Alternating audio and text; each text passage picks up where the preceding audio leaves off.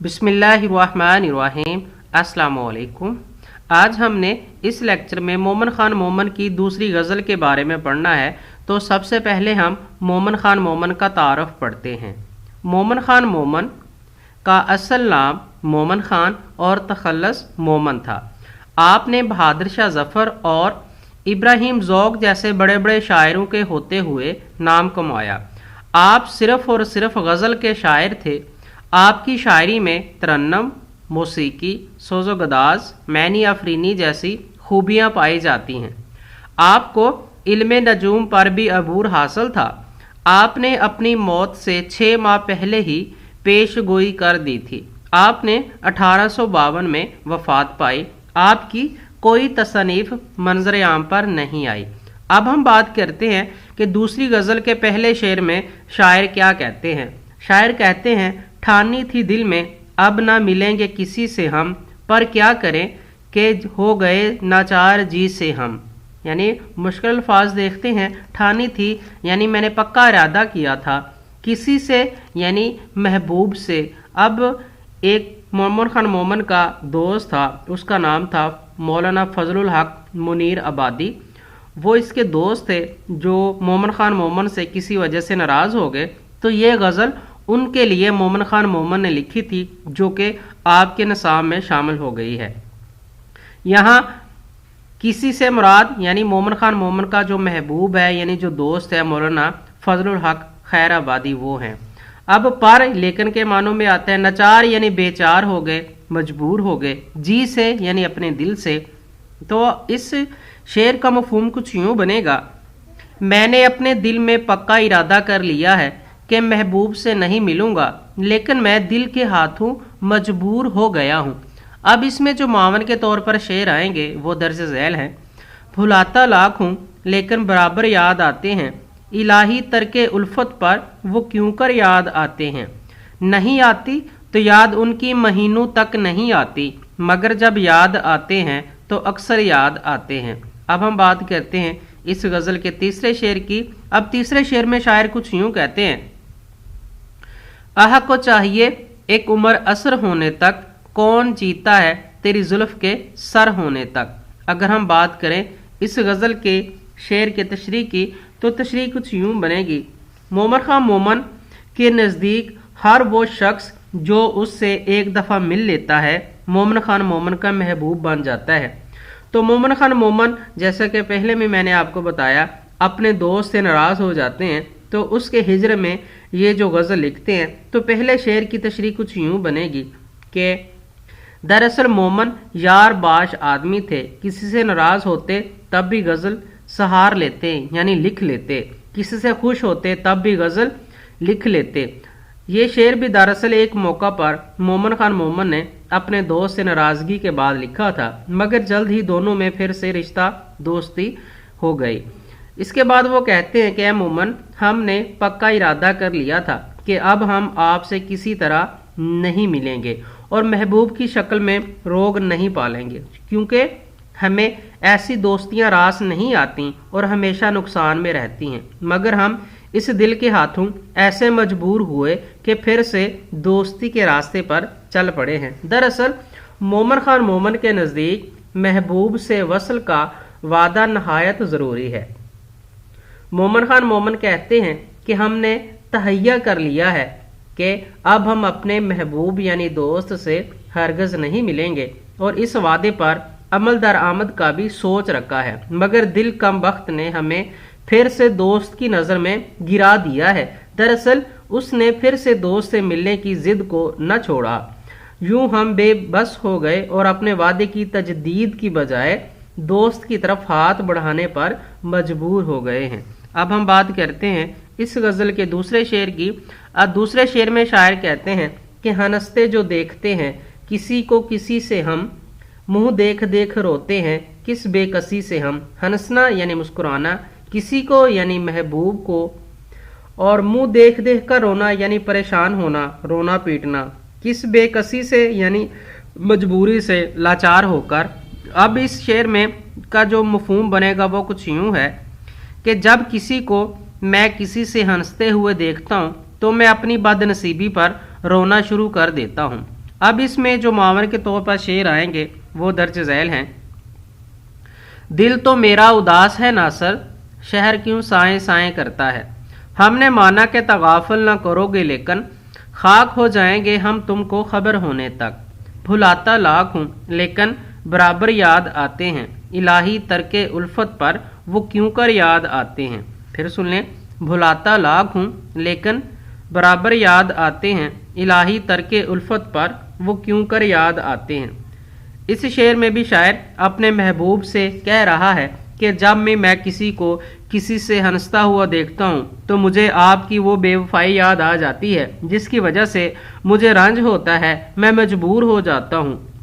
اب ہم بات کرتے ہیں اس غزل کے تیسرے شعر کی۔ تیسرے شعر میں شاعر کچھ یوں کہتے ہیں کہ ہم سے نہ بولو تم اسے کیا کہتے ہیں ہم بھلا، انصاف کیجئے پوچھتے ہیں آپ ہی سے ہم سے یعنی مراد عاشق سے یعنی مومن خان مومن سے، تم سے یعنی محبوب سے، انصاف کرنا یعنی انصاف طلب کرنا، انصاف کی بات کرنا۔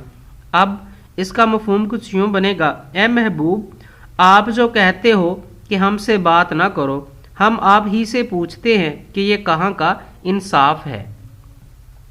اب اس شعر میں معاون کے طور پر جو شعر آئیں گے وہ درج ذیل ہیں۔ آپ ہی اپنی اداؤں پہ ذرا غور کریں، ہم عرض کریں گے تو شکایت ہوگی، ہر ایک بات پر کہتے ہو کہ تو کیا ہے، تم ہی کہو کہ یہ انداز گفتگو کیا ہے، جب رنج کی گفتگو ہونے لگی آپ سے تم سے تو ہونے لگی۔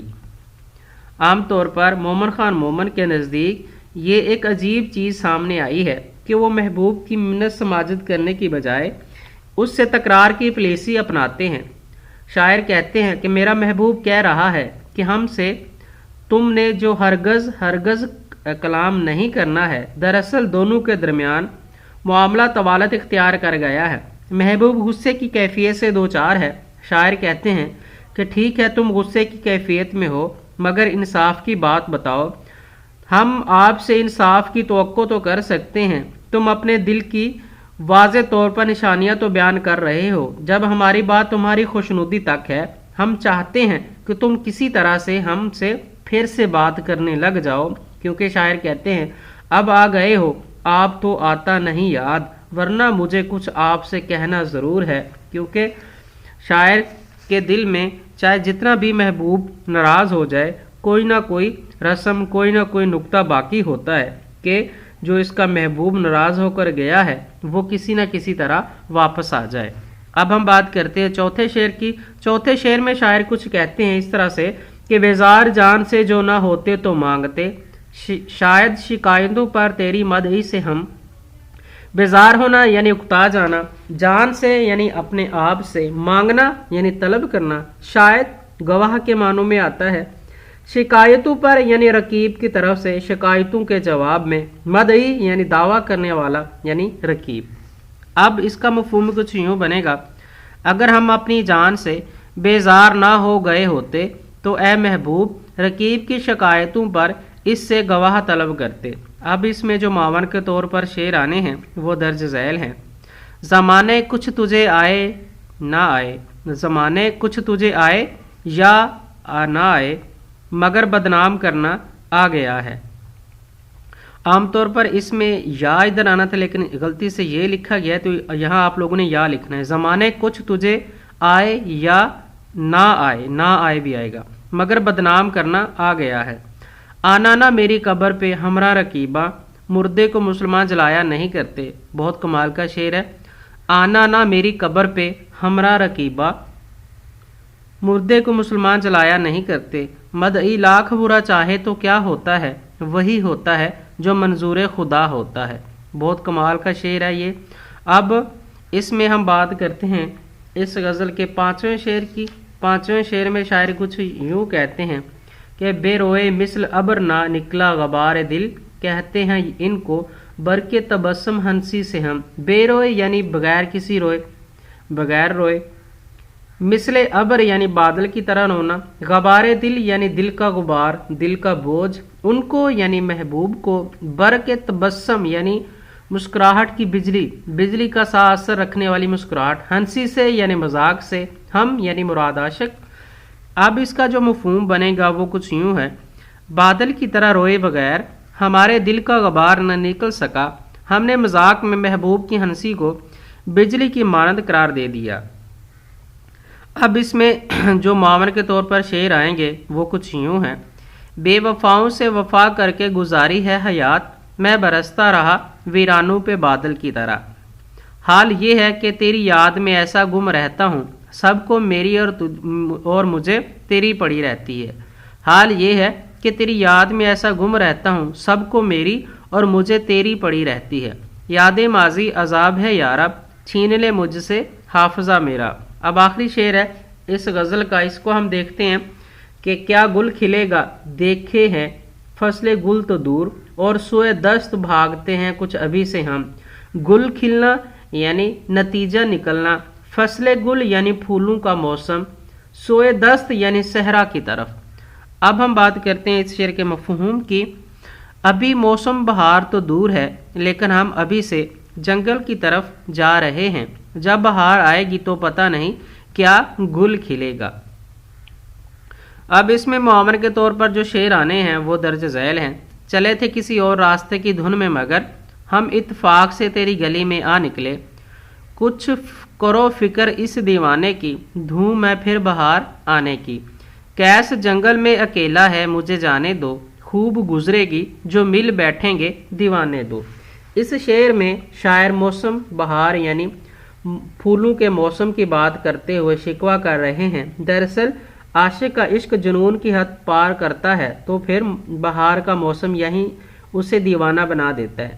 شاعر کہتے ہیں اب نہ جانے کیا گل کھلے گا، اب موسم فصل بہار تو ابھی دور ہے اور ہم ابھی سے اس کے انتظار کیے بغیر ہوا کی جانب بھاگنے کو تیار ہیں، یعنی ہمیں بہاروں کے انتظار میں اب کوئی جستجو نہیں رہی۔